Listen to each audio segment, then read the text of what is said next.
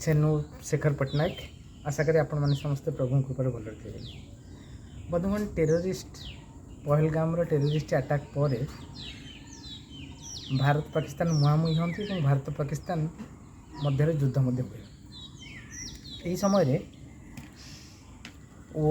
International monetary fund IMF Pakistan को 1000 crore loan दिए। यह यही कथा को इंडिकेट करे जे ये युद्ध समय गोटे पक्ष को जदि लोन दि जाऊँगी ता अर्थ आर पक्ष को विरोध करा से युद्धर एजेंडा को।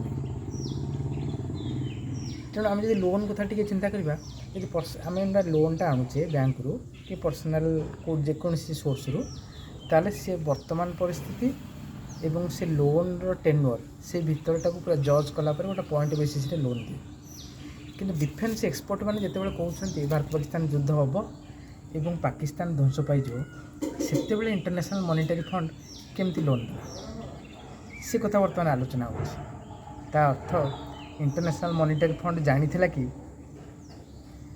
भारत पाकिस्तान मध्य सीज फायर हो कि जो मैंने डिसीजन नौ से जानी कि आपण मान चाहिए।